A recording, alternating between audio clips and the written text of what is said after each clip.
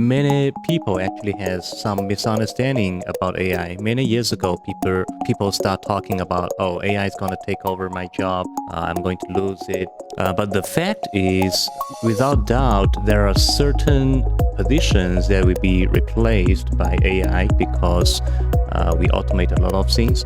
Just from my experience alone, I'm a very non-techie type person, but I found myself using ChatGPT. I use AI bots in the work that I do. AI is not a must. You don't chase AI because it's trendy, because everyone is using it. For me, AI helps you to amplify your interest. I'd go with what Jenson said, which is it's just a tool. So if you have the mindset that it's something that enables you to do certain things more efficiently, faster, probably give you better quality, because Welcome to the season finale of the Simpletin podcast. If you've been following us, I hope you've enjoyed all the episodes and you've been able to learn a thing or two from the episodes that we've had. If this is your first episode, I would suggest you go back and watch the other episodes because we've laid down a lot of value. Today is really interesting because we're going to be talking about how to build a career in the age of AI and automation. So if you've been hearing about the AI boom, you're wondering if AI is going to make your work easier or if AI is going to replace you as a whole, then this is for you. I'm privileged to be taking you on this ride. My name is Osaze Ogedegbe. I am the data insight analyst at Simpletin Consulting. And with me here, not one, not two, but three very interesting guests. So just right next to me, I have Mr. Jenson, who is the Senior Director of International Recruitment and Global Partnerships at Trine University. Across me, I have Mr. David Colbert, who is the Assistant Vice President of International Recruitment and Global Partnerships, also at Trine University. And last but not least, our boss, our Oga at the top, the founder, or should I say founder and CEO of Simpletin Consulting, Mr. Timeyin Ayonronmi. When we say SMEs, these are subject matter experts with decades of experience. So we're going to be having a really wonderful time. Stay tuned and you will enjoy these episodes. Okay, so I think I'll start with Mr. Jenson, techie to techie, tech bro to tech bro. I just want us to put their minds at ease a bit. So I'm just going to ask, what is one myth about AI? What is one thing that people are just on about but is not really true about artificial intelligence? First of all, thanks for having me here. And today we are going to talk about the topic of AI, how it reshaped the career. And to answer that, many people actually has some misunderstanding about AI. Many years ago, people start talking about, oh, AI is going to take over my job. I'm going to lose it. But the fact is, without doubt, there are certain positions that will be replaced by AI because we automate a lot of things. But indeed, AI also created a lot of new positions. For example, there are a lot of new technologies, machine learning, AI, that helps us automating the process, repetitive tasks. Like here at our university, we use AI every day. We use the tools to help us process way more applications so that we can communicate and give faster feedback to students. There are other areas like the robotics and automation manufacture. As some of you may heard of, that Amazon use the robotics to transport their stocks in their warehouse. And there are many other new positions like data scientist, prompt engineer. There are a lot of new positions being created because of the new technology. So rather than think it in a way that AI is going to replace something, we would think it as AI has shifted those positions to a new area. And later we will use some examples to talk about how AI is used not only in the big tech company. That's another misunderstanding, that we all thought AI is only happening in those tech companies, but actually AI is being used in every single industry, like education, finance, marketing, logistics. So that's our view about AI. It's just a tool that helps make our life easier, our job easier. Okay, thank you. I think what I took from that is you mentioned that it's not particularly here to replace, but rather to shift us to a new place. So with that, would you say that there are more advantages than disadvantages to artificial intelligence? I would definitely say it's more advantages than disadvantages. The only thing is people need to be prepared and be adapted to the ever-changing technology. Like every couple of days, there'll be new technologies coming out. There'll be new programming languages coming out. So we have to be very prepared and have a mindset to adapt new things and keep learning new things. Okay, thank you very much. So just again to you, I would just like to know, what industries do you think are impacted right now the most because of artificial intelligence? For some industries, like in the past, we would have a personnel to collect your toffee when you go through the highway, and with the plate recognition technology, the automation payment technology, the ETC, the EV Pass, that kind of program, we no longer need people to collect your toffees. It's all automatic. But in the back end, we need programmer to maintain and update those systems. We need someone to make sure the transaction is accurate.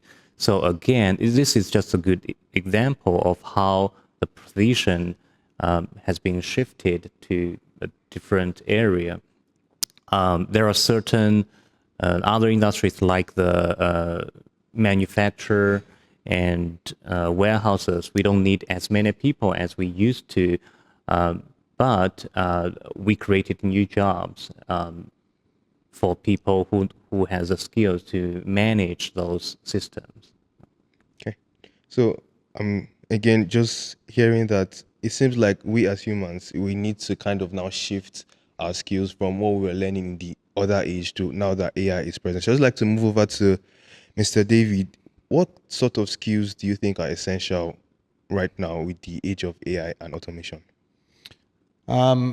Just from my experience alone, I'm a very non-techie type person.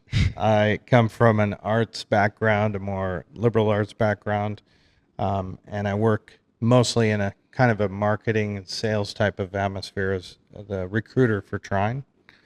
But I found myself using ChatGPT. I use AI bots in the work that I do. A lot of my work has to do with research and preparation. So just as an example, I want to look and find out where the internet potential prospect international students are that study engineering sciences, or they're athletes in the fields that Trine University offers.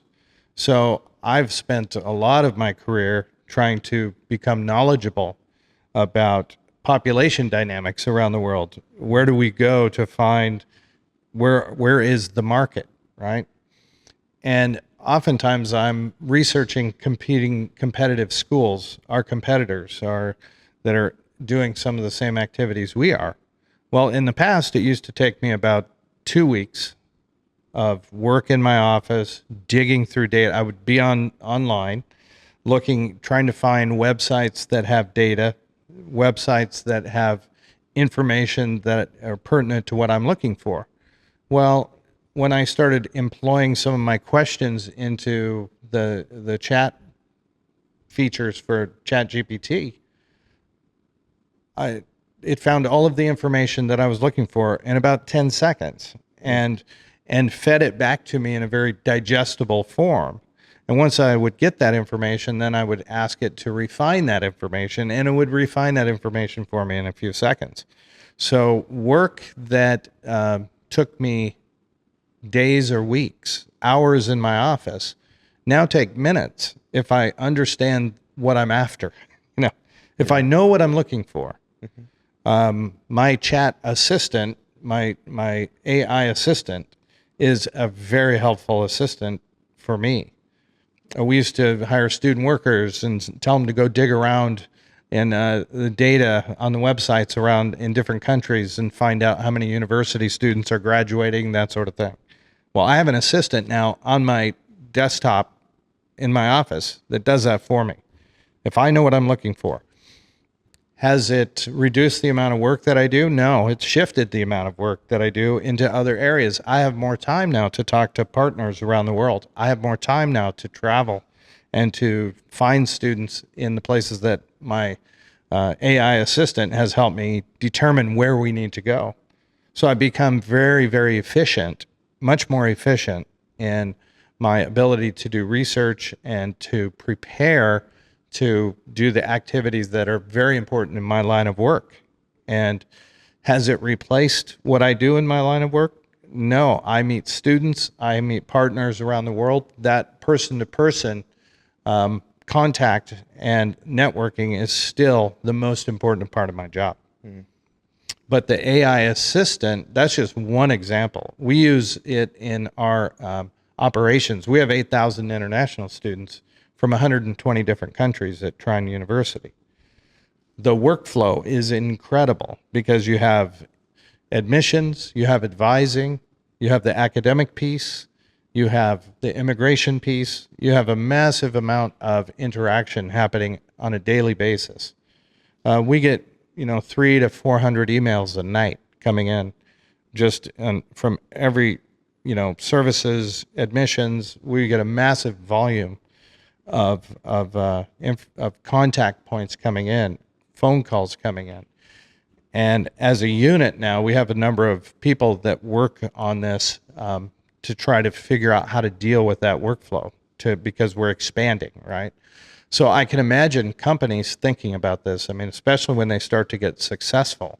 Yeah. You've got, you're expanding and you're increasing the amount of work that has to be done to respond to the customer, to the client, to the student, whatever.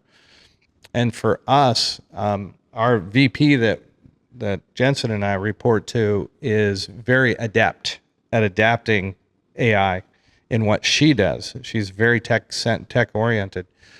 So that's another thing I was thinking about. It's like the managers of operations and companies, they need to be very aware of it. Like we are at Trine University, even in our academics, we are basically geared up to try to figure out how do we employ AI in every discipline that we teach at Trine, because that's where the world's going.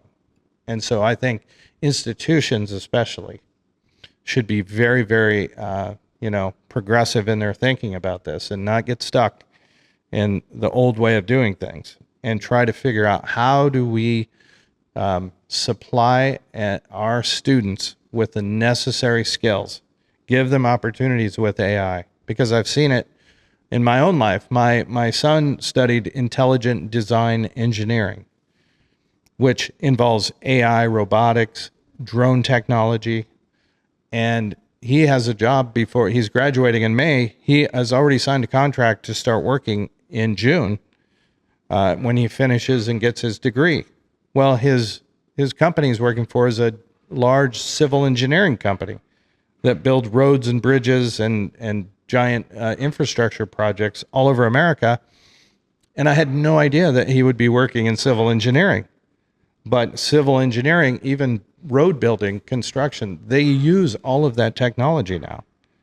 And his ability to be trained in that and knowledgeable and aware of how to use AI and drone technology and robotics, that got him a job before he's even graduated. So I was almost shocked. I'm incredibly happy. I'm a dad. He's got a great job and he hasn't even graduated yet. Yeah. 4 years of study and a lot of money and a lot of time and sweat put into that degree. But it's opened my mind to, wow, this is everywhere. And if you want to have an opportunity to, just launch your career, whatever field it's in, if you have some of those capabilities and skills, that's really going to help you as you start your career. I think an important thing that you said was using artificial intelligence for mostly the redundant things, so that it gives you time to focus on the things that are more human centered, that require that human touch. And I like a word that you use, AI assistant. So I just want to move over to Mr. Timeyin. That word assistant, so that implies that is assisting you in your job. But you see now, is it kind of like a thin line between an AI assistant and being fully dependent on AI? So how dependent should someone be, a young person who's just starting out in their career, how dependent do you think they should be on AI? Because I know you use Copilot quite a bit in your day-to-day operations, but I also know that you have a lot of domain knowledge, so you know exactly how to use the AI. So how dependent do you think a young professional should be on artificial intelligence? Sorry. So I think I'd go with what Jensen said, which is it's just a tool, right? So if you have the mindset that it's something that enables you to do certain things more efficiently, just faster, probably give you better quality. Because like with what David was talking about, doing research, when you're researching, you go through different places, different mediums to get information. But obviously AI kind of gives you the ability to draw this information and spit it out, quite quickly. So I think if you're going into a career, it's just understanding how to use it, not to depend on it, because at the end of the day, I look at it like a human being created AI. Yeah. So which means as humans, you can still control what it does, right? To a degree, right? To a degree. So I don't think it's something that you depend on, but it's something that, as David was saying, we all have to learn and use to do work. So for instance, I've used it in, like, when I used to do like strategy work, a lot of it is my thinking, my logic.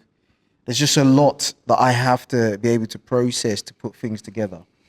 But now coming up with a strategy for anything is very simple for me. And that's again going to what Dave said. If you know what you're looking for, you'd be able to tell it and you'd be able to get to the bottom of it. So really understanding the tool, what it offers, what it does, and how it applies to what you do or what you intend to do for a profession, then I think it's something that is necessary. Because now, I think if you submitted a CV, you should have an element of AI on that CV. You should have something that talks about AI. Now, the main focus, to be honest, is actually prompt engineering. That's really what you need to get good at. So learning how to actually do prompts. Like sometimes if I'm typing through, I might get a response that I don't like. And I'll go back and say, no, this is not what I asked for. And it will refine it. I'll go back and say, no, this is not. And even sometimes I use prompts like, you're wrong. I just say you're wrong. And it will still respond, right? And I actually tested it one time. And I asked it a question that was related to emotions. And it said, oh, unfortunately, I don't have any feelings. I cannot, help you. So going back to your question about how far do you take it, when you talk about there's a difference between using it as an assistant and an actual assistant, yeah, there is a fine line, because I still need someone who has emotional intelligence as an assistant to help me. But yes, they still have to have the skill set of using AI to make the work that we're doing faster. So I think that's just the difference. Like Jensen also pointed out, it's just a shift. So even I have to think about, if I was to put out a role for like an assistant right now, I have to think differently. So my thinking has to shift in terms of what I'm looking for. And definitely on the CV, AI would be or prompt engineering would be one of the main things that I'd be looking for, like skill set. Are you good at prompt engineering? What kind of, and probably even put it within test for interviews, just to see how the thinking process, or the analytical critical thinking process of the individual is. So yeah, I definitely think everyone has to incorporate it. It doesn't matter what field, but yes, you also have to have a balance as to what part of it you're using. Because as I said, I've put prompts in that took it out from being emotional. I have just a real quick story about when I was really finally illuminated to the power of the AI technology. One of our faculty, many of our faculty write their own textbooks. And so she wrote a textbook as part of her PhD studies, about 10 chapters on intercultural teaching, teaching with intercultural students and multicultural students, and techniques for doing that. 10 chapters, a couple hundred pages. So she finished the textbook. She dumped it into into an AI, and it asked her if she wanted a podcast about her textbook. 10 chapter, 200 page textbook. And she said, yeah, sure, make me a podcast. So it produced, in very natural sounding language, 2 podcasters discussing the material in a very organized fashion, a very natural fashion, about a 20-minute podcast about her textbook that she had written. And you could not distinguish that these were not human beings discussing the textbook. And I was that was the first time that I understood the applications that are coming from this. Because it was, okay, we're doing a podcast, and this is a format that people really like to learn these days. The audience around the world loves watching podcasts. So here's a book she worked on for years, now boiled down into a podcast, and it was complete AI generated. And I was in shock. Yeah, so I think you hear things like this, and you see researchers are more and more, they are working towards building sentient artificial intelligence models. So do you think that it will get to a point where these AI models can actually replace roles that are human connection based? I would say AI could never fully replace what we do as a human being. Whenever there's a new technology coming up, people are feeling afraid that their job or position will be replaced. But in fact, it's just a change in the way that we think, in the way we live, or the way we do things. A very good example, many years ago, when we need to take a taxi, we need to go to a certain spot to sit on the taxi, and later we can wave our hands, get a taxi on the road.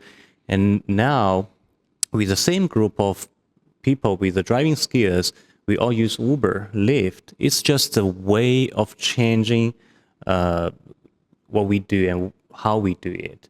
So for AI, it's the same thing as David mentioned. Although he used AI assistant in the job, but still there are some soft skills that AI would never have: the empathy, the creativity, and the adaptivity as well.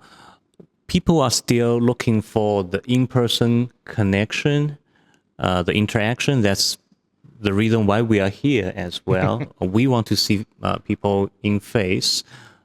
We want to shake hands with them, feel the temperature, feel the warm welcome, and talk to people in person. I think that's definitely something AI would never replace.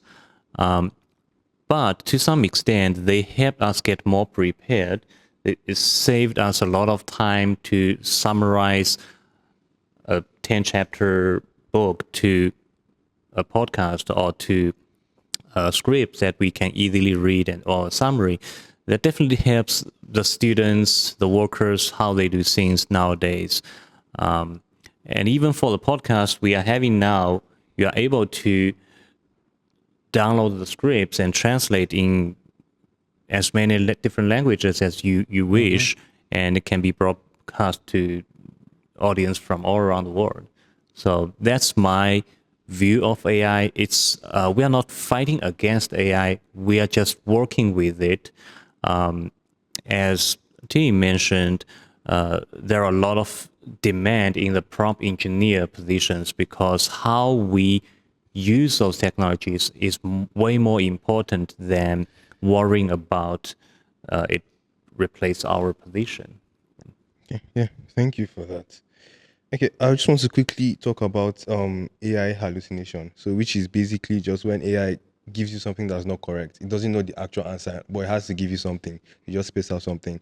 I was reading a case of a law student that asked ChatGPT or an AI model to bring out a case study that I could use to defend the case I was working on, and he gave it a case that had never existed. And the lawyer went into court and spoke about the case, and then lost the case obviously because his president or her president was non-existent.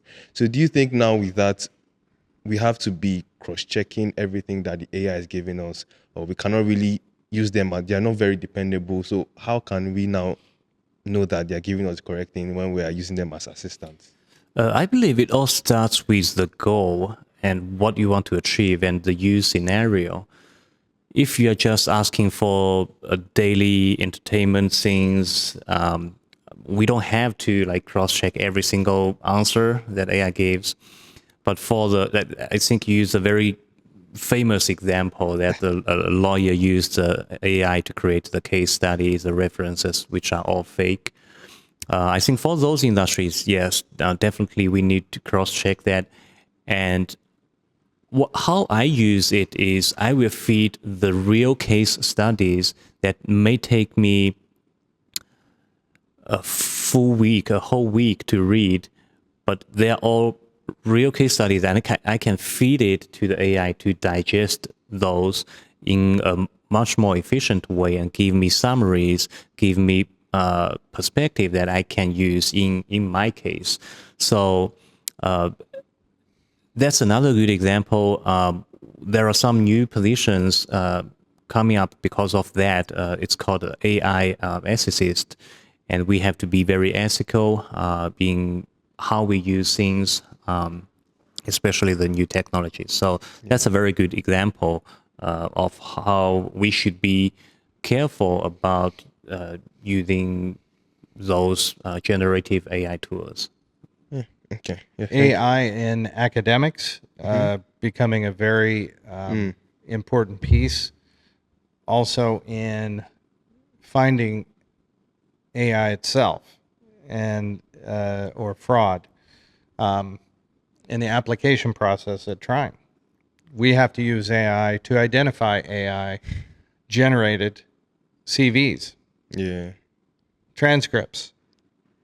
So one of the things that we have to tell a lot of our students that are applying to Trine University is do not use AI to completely generate your CV or a statement of purpose, because we now have the AI technology that finds AI. Yeah. And it'll spit out 80% AI derivative SOP, you're denied admission. So this is also another area where we have to make sure that students are aware that we can find the AI text.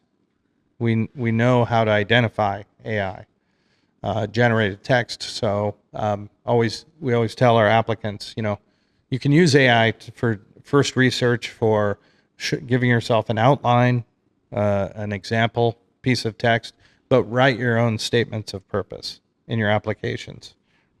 Put together your own CVs. Yeah, you can use AI to organize it and give you some really good models, but in the end, you need to be aware that we find it, and we decline a lot of applications based on that.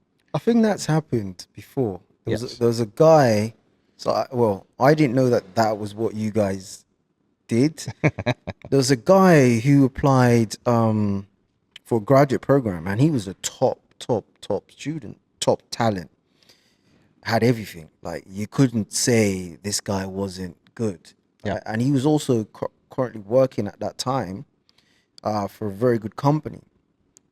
I remember when he submitted his statement of purpose to me, I read it and I said to him, this is a bit very AI to me. Like, the way you read it, the way it was, because sometimes when you've been doing a lot of prompting, you can pretty much tell. Yeah. So it was very obvious to me. So I said to him, go away, go back and work on this stuff. But when he submitted, he got turned down from trying. Yeah. And he wasn't happy. Even I was surprised. I was like, No, we find that with all many professionals that are very advanced in using the technology or whatever are so busy in their lives that they maybe shortchange some aspects of the application process and just say, oh, this will be fine. And they turn it in and they get denied admission. So that's the point, is that, we know that it's being used and it can be used to write 100% of your statement of purpose or part of your application, even research. We find students that submit research projects that are evidence of their academic success that are AI generated research projects. We find that. So, we don't believe that their intent really is malicious. It's just a little bit lazy. And so I think that that's an important point to put across, because these are talented, skilled professionals who obviously have the ability to enroll in these, be admitted to these programs and be successful in these programs. But it's a little bit of evidence of their laziness or their lack of detail and lack of attention paid to the application. So we want serious applicants who are spending a bit of time on this process, which is applying to the university. And we have to see evidence of their seriousness. And if they're shortchanging the application process by having AI write their statement, then we don't see them as serious. They're not as seriously. They're just trying to find a shortcut to get into a program. Yeah, I think I see videos like this on TikTok. Teachers complaining about students that are using AI to write their papers, and then they're getting more AIs that can track the students, and then the students are getting higher AIs that can bypass the AIs. It's cat and mouse game. It's always a cat and mouse game with the technology. Where does it end? Because it's that's like cybersecurity. Yeah. You have the hackers and you have the cyber experts trained in security chasing the hackers. So the hackers are out in front, and that's what AI is doing. A lot of that in our field now is that we're having to catch up, because especially young people are very quick at adapting technology and using it. And some of our professors or older, staff like us, we don't even know what's going on, So we're behind the ball a little bit. So we rely on our experts in our institution to keep us up to speed so that we can catch that, stay ahead of the technology. And actually, there's also a very interesting debate on the other side that Turnitin just updated their database about a week ago, and that generated a lot of false alert. So we, as a university, when we are reviewing the applications or the assignments students submitted, we are not only fully relied on the AI detection result, and for some students, they did actually write their own essays or personal statement. It's just because they are so professional and good at writing to some extent. There might be a case that they were falsely recognized as AI-generated contents. We still give them another chance to talk to us, explain the process. So in many institutions in the United States, we are still debating to what extent do we accept AI usage in different areas. So that will continue to be a hot topic, I believe. But as David mentioned, we as an educator just need to be more adaptive to the evolving technology and be ready for all those changes. Yes. Okay. So I think now we've kind of just given an overview of AI and how one should use AI, how one should not use AI. So now I want to just shift this back to a career strategy. So I want to look at the path of an entrepreneur. I'm going to ask Mr. Timeyin this question. Is it compulsory? Do you think it is compulsory for an entrepreneur to integrate AI into their startup to succeed? Because we see now that almost everyone that is making a startup, something.ai, something.ai, this is an AI powered thing, this is an AI powered thing. Do you think it's by force? Is it compulsory that I must use AI before I succeed? No. And the reason is entrepreneurship is really about grit. AI can't give you that grit. As we said before, it's a tool to assist, to help you. But as an entrepreneur, yeah, the journey is very tough. So it's not something that you can get there faster using AI, which is to be more efficient and quicker at doing certain things. Because when you start out as an entrepreneur, one of the things is you're always solo, so it's just you, and you do a lot of things. Probably because at that point you can't pay for, services of other people and other professionals. So you kind of start out just you, right? And then you get to the point where you scale, when you start obviously making some money. But the issue here is, at the time you started, there is a difference now, 5-10 years ago, because now you can actually deploy more assistants, AI bots, to do certain things quicker, and just, be like employees at a very cheap, kind of rate, Yeah. as opposed to getting someone. But as we've always said, that the human touch, the human part of things can't be replaced.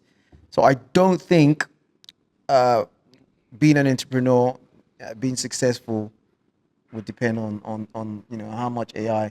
I think sometimes when things come out, there is that thing of, let's jump onto the next shiny object, and I think that's what it is sometimes with everything when it comes to technology. People are excited to want to brag about, I've got the latest phone that does this, that does that. Yeah. I've got, it's like when is it Alexa came out, the Amazon thing, everyone had it at home. Alexa, play me a music, give me this. Everyone had it. You go to someone's house, Alexa, and if you don't have Alexa, you kind of feel like out of touch, because you're thinking, everyone has it. It's the same thing with like televisions. The advanced televisions now, that are more, Android. You can download any app onto your TV and use it. So again, these are just things that enable, and it's understanding, what do you use this for? How can it, benefit my business as I'm building?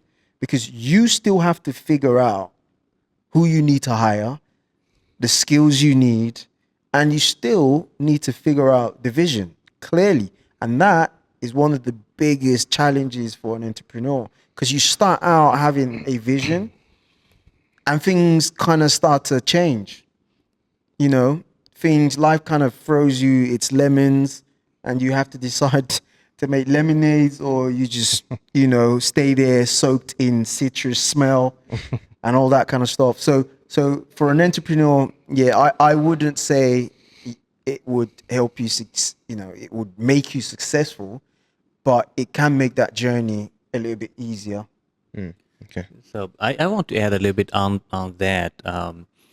So AI is not a must. You don't chase AI because it's trendy, because everyone is using it.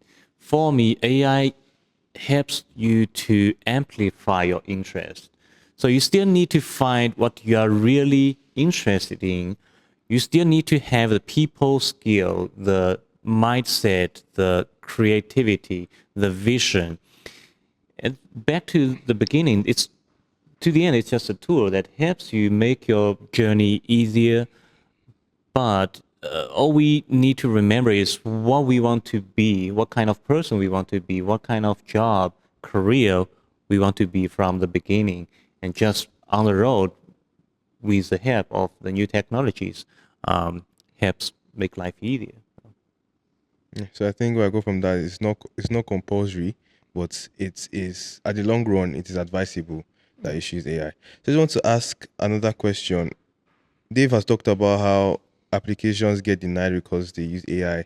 So in this age, when someone does have a skill and they genuinely have the skill, how do you think they can build credibility that differentiates them from someone that's just using AI as a mask to kind of say that they have that skill? I think this is going to be difficult Yeah. because what you're talking about is evaluating someone's skills and abilities and demonstrating your own.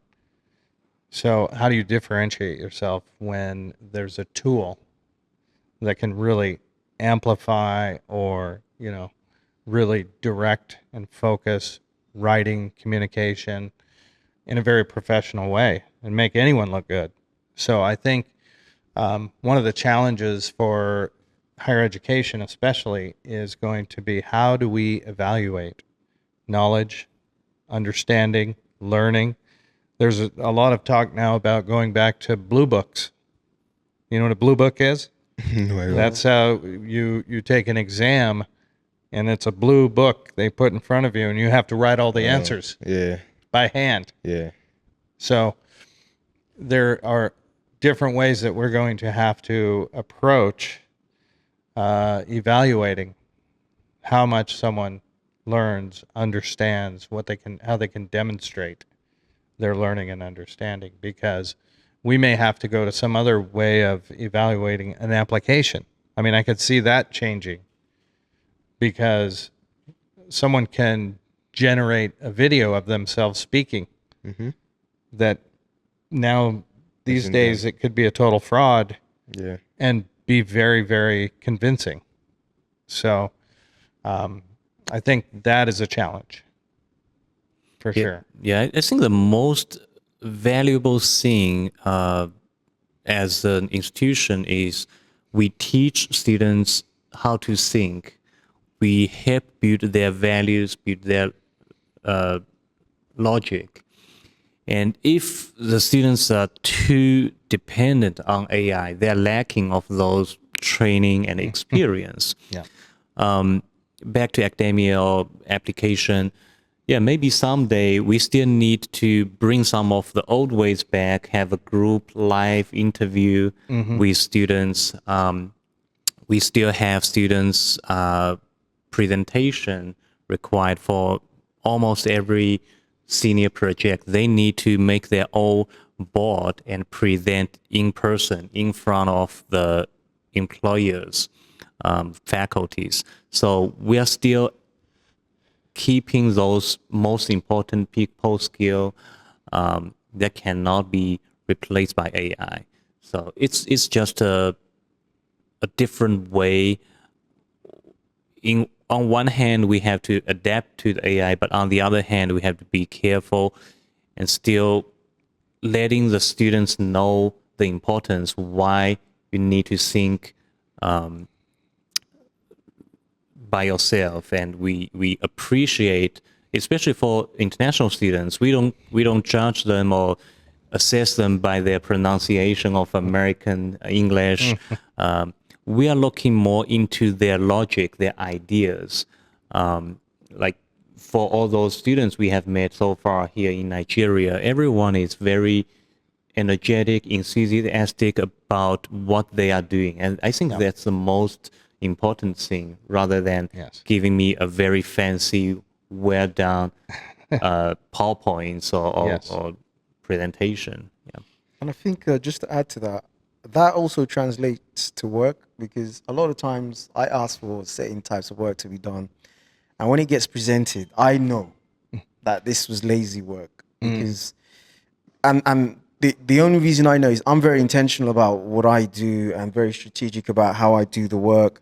So it comes across that there wasn't any intent when getting that work done, because it's not going to give you the result that you're looking for. And that's the other thing about the AI. It doesn't know unless you tell it the intention. If you just ask random questions, it will give you random, Answer. answers. Yeah. So that also applies to work because, yeah, I've had so many where they just give me stuff and I just look at it and I just know you haven't actually done this work, properly.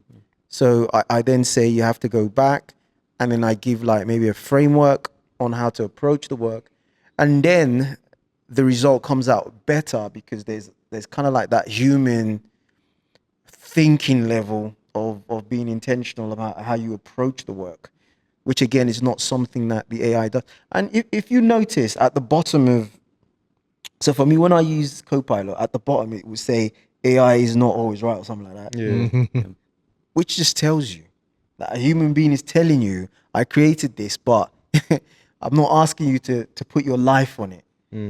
Use it to your ability, use it to your advantage. But yeah, if you're doing work as well, you can't be too lazy, because you're not gonna, and that goes back to your point on entrepreneurship. You won't get the results if you're too AI inclined and dependent. You're not going to be getting success. In short, that should be your fastest way to failure if you're depending on using that tool heavily to succeed as an entrepreneur. Thank you. I think I'll just ask one more question and we'll just round up this session. I just want to talk about Trine. How is Trine kind of adapting their curriculum to align with these new technologies? That's a very good question. Actually, the Trine is a very unique institution. We are private, non-profit, small, medium size. We help students from many different factors, perspectives. From the curriculum, we review our course contents every single semester. We have a group of experts in each industry, in each field, review our syllabus, review our assessments. And that's how we keep improving our contents. And on top of that, we also have great career services that help students get connected to the companies that uses those new technologies, so they can be sponsored by those companies through their senior design projects, their internships, so they know how the technology was actually used in the real world. We also have a lot of exchange programs because AI is not only for one region or one country, it's very cross-cultural. So we bring students to other countries, developed countries, developing countries as well, because in the future, when you're working in the industry, you will have a team that comes from many different backgrounds. We have, for example, our office, we have people from everywhere. I have a Chinese background. We have people from Nepal, from Japan, who speaks Spanish. So just like in a small school like us, we do have some diversities. And imagine in those big companies that you have to work projects in a lot of different nations. We do need people from different backgrounds. So that's how we as a school help students to go outside, go to other places, go abroad, to learn and experience different things. And that's also a learning experience for us, for our faculty as well. We are very happy if we can bring more faculty here from engineering, from business to different countries and talk to students, learn from each other. So that's how we, as a small university, are able to offer to students. And then one last point is all the revenue that we generated, we contribute back to the students. We are always saying, let's give the students the best. They deserve the most advanced technology. We purchase a lot of devices that you can not easily see from other, even the top universities, because of our large endorsement and our donation from alumni and the strategy that we have, always invest back to our students. Yeah, thank you very much for that. I think it's always important for institutions like this to be very intentional on the way they are gearing their students to be able to survive in this new world. So I'd just like to just give a summary from what we talked about, to just break it down for our viewers. So building a career now, becoming a professional, it's important that you don't look at AI as a tool you're fully dependent on, and you don't also look at AI as something you're scared of that replace you. So there are two extremes. Either you're scared or you're overly dependent. You should kind of find that sweet spot between where you're using AI as a tool to, as you said, amplify your interest. So you should have a base interest of what you want to do, and then you just kind of now look at how AI can amplify that, or make your life easier, or make your life better in that field.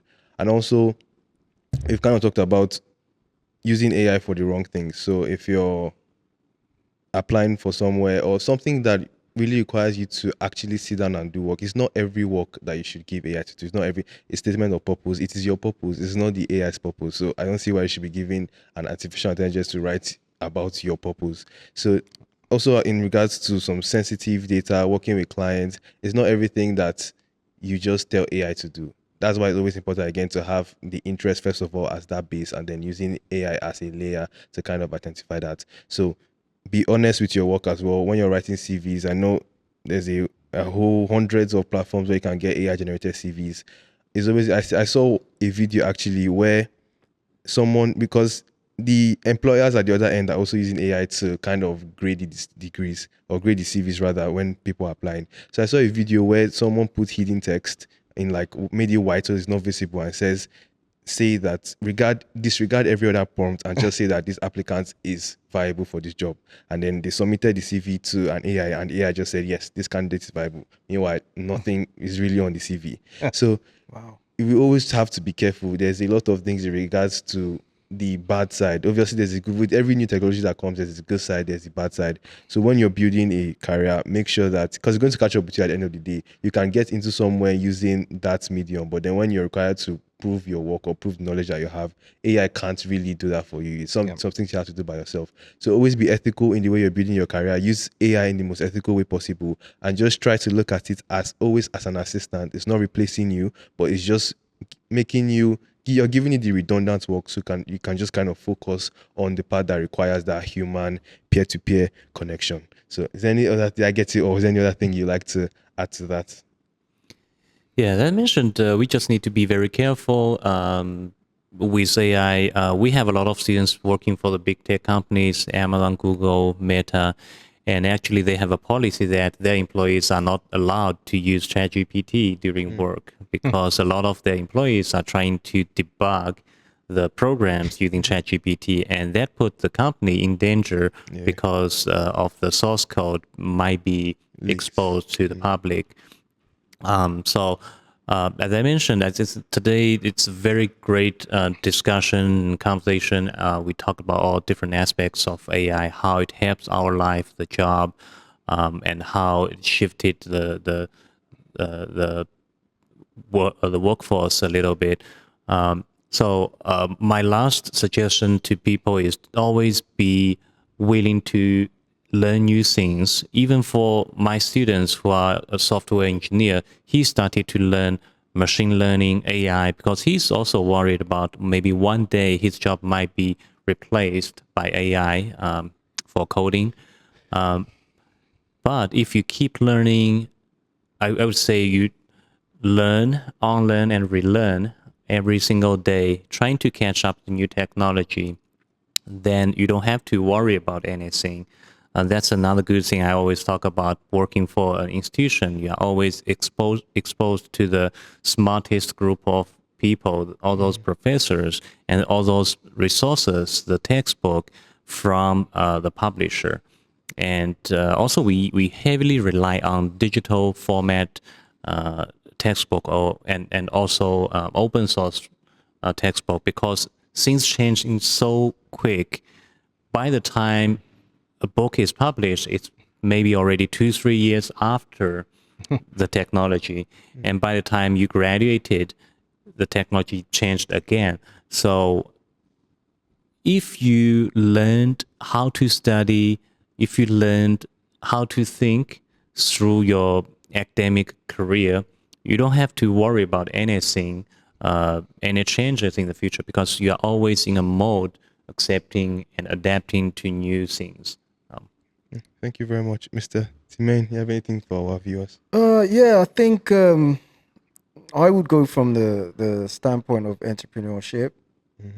To succeed as an entrepreneur, you need resilience, you need passion, and as Jenson just said, you need to learn, unlearn, and relearn. Yeah. That's a constant cycle that happens. You're never going to be perfect. So I think those three things are really what would help you succeed. Obviously, if you're learning, you're relearning, unlearning, that incorporates your AI side of things.